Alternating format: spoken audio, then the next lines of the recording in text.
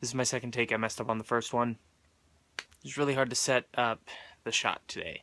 Um, so I've really been looking forward to this movie. Well, not really, but I've been wanting to see this movie, but not really that either. I not because because I thought I was gonna like it, but because I just wanted to see it. I've been wanting to see this movie for several years. I mean, it was originally slated to come out in 2015, and then 2016. I was like, okay, this is gonna be official, and then it did.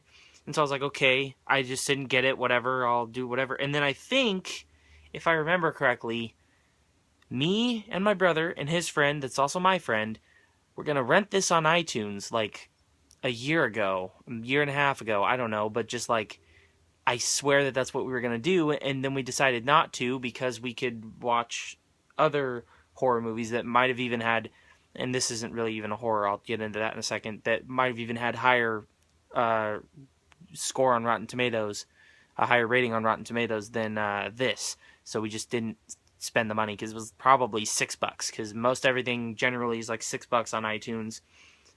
And yeah, so anyways, I don't remember everything that I said I'd get into, but okay, so one of the things I said was horror, but it's not really, and I'd get into that in a second. Well, here's what it is. Apparently, uh, Mike Flanagan wanted this to be more like a fable or a supernatural something, maybe a drama. I don't know, but he said that this wasn't a horror. So I was like, okay, then just interest me, whatever. And not only was I not interested, but there was still a little bit of an aspect of horror. Like the plot, there's a part of the plot that involves a terrifying looking creature thing, something scary to look at. I don't know what it was. And I mean, like, I, I do, but like, I'm not going to get into it. So something scary to look at that was pretty scary and just, I thought, really well delivered. And the thing that it did was pretty great too. And this could have been such a good horror movie. So that's where its first problem is the fact that it's not a horror movie. I still can't remember the other thing I said I was going to get into, but yeah, so it's not a horror movie. So I was like, interest me. It didn't interest me. So it's not very scary. It's not very interesting. It's very boring. It's very long, even though it's only like an hour and 36 minutes. And I kept on, like, it was very hard for me to watch. Like, I kept on not wanting to watch it. Like at the beginning, I was like, okay, whatever. And then I think I got like 10 minutes in or something, and maybe I'll just make it easy and say this: every 10 minutes, I just would be like, do something else, whatever. I got up a lot during it. Usually, I got up and I would just walk around or do something. Um, if I'm really not liking a movie, I'll just play it. And now that I have wireless headphones, I can just set my phone somewhere, and if I'm doing something, I don't have to watch it, and I can just hear it. Before, I would just, play it in my pocket and not look at it with the cord. Um, I just couldn't, and I had such high expectations for this when it first came out, but now at this point, this was the only Mike Flanagan movie that I hadn't seen. I thought I was a fan when I believe the first one I saw of his was Oculus, and I loved that. Loved it, loved it, loved it. And I was like, I got to see what else this guy's done, because he pretty much stuck within the genre of horror, and I was looking forward to what came out in like 2015 or 2016. I don't know, but I was like, I got to see what's coming up, and got to see what's already out. And I saw everything else, didn't really like any of them.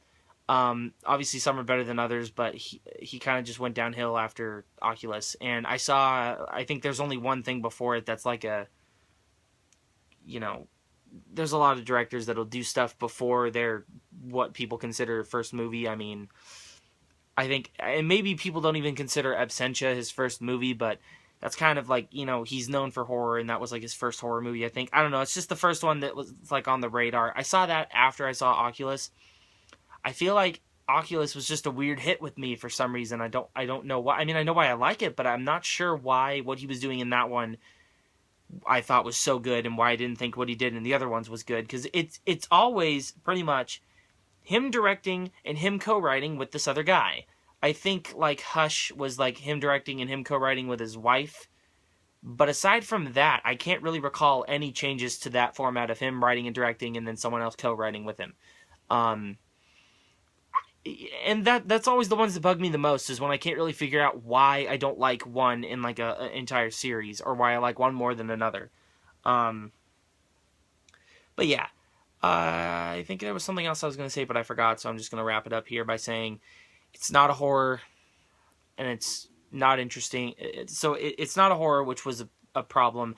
It wasn't very scary when it tried to be. I mean, it was okay, but like there just wasn't enough to really have it have any kind of an effect. And then it wasn't interesting. Jacob Tremblay was okay, but he didn't have much to do. And I really liked Thomas Jane, but in this he was just okay, and the wife was okay. So overall, it's just, I guess it's pretty well made, but I didn't really enjoy it, and it seems like a lot of people didn't either. And the fact that it took this long to come out, I mean, I know its 2015 date was ruined by the company that was releasing it going bankrupt, but the fact that it didn't come out in 2016 or 2017, and the fact that Netflix had to buy it and release it for it to come out in that, I don't know. I think that was what they did for it to come out in the U.S., but I think maybe it came out in other countries. I don't know for sure. I just know that it's now a Netflix movie, and it was released on Netflix in the U.S. today. But yeah, it's kind of weird to think that it's a Netflix original now. But you know, they have Gerald's Game from last year that they probably, it was 100% theirs. They didn't just buy it from someone. So, but yeah. I mean, I didn't think I was gonna like this, but like now I'm just kind of thinking I wouldn't have really cared if I didn't see this. I mean, I guess I'm glad I did, but I don't know. So I'm hoping to see Insidious tonight, but I guess I've fulfilled my bad horror movie quota for today. So I don't know, but I'm not gonna go see it without my brother's friend. I'd see it with him too because he really likes the whole Insidious franchise, but he's so busy. But I'm not gonna see it without my brother's friend because Insidious 1 was fine. I thought it was good, not very scary though. I like it as a movie, not as a horror movie. And then the second one, kind of the same thing except a little worse. And then the third one, first time I saw it, I absolutely hated it. I saw it again and then it was okay, mostly because I had finally seen the first two. Because when I went and saw the third one, it was a prequel and I hadn't seen the first two, so I figured that was fine. I don't want to say that seeing the first two makes it better, but for me, I enjoyed it a little more. So I'm not really invested in the franchise because, like, unless they're going to bring back the people from the first two, I'm not going to be that interested. I know Lin Shaye's great, but that's not enough to carry a movie. And if that isn't evidenced by this one where it's centered on her and it's still not that good, yeah. But anyway, so I might see that tonight. I'm going to see it. And if it gets to the point where it's about to leave and I still haven't seen it, then I'll go see it. But I'm not in any rush because I'm not going to see it without my friend, my brother's friend that's my friend too. It's just primarily his friend and in his age group, but I'm friends with him too.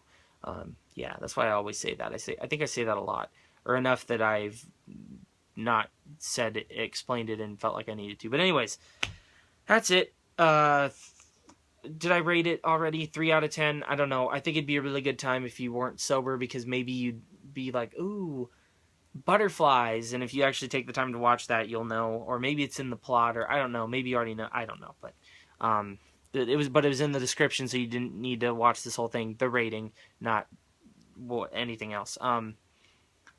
Anyways, I'm going to end it right here. Sorry that it's so long. Sorry if it's not that good, but thanks for watching, guys. Press that like button if you like the video. Press that subscribe button if you like me. Comment below. Have you seen this? If you have, what you think about it? What's your favorite Mike Flanagan movie? That's really interesting. If it's not Oculus, I'm really interested to find out which one it is and why, and like you can rank them all if you want. Anything Mike Flanagan, and you know, can talk about why I don't like everything, because still I'm really shocked. Like when I like something and then there's another thing that's like the exact same people or the exact same movie or whatever, like just it just doesn't make sense to me why there are 5 movies with like the same writer director and I only like one of them. Like it just you know, one hit wonders exist, I guess, but I'm not completely out of that because like, well, no, pretty much all of his are well reviewed with critic and user. There's a couple that the user rating isn't good, but yeah, anyways, I'm just going to for sure end it right here before I hit 10 minutes. Once again, thanks for watching, and I'll see you in my next video. Again, sorry if it wasn't that good, especially at the end. Bye.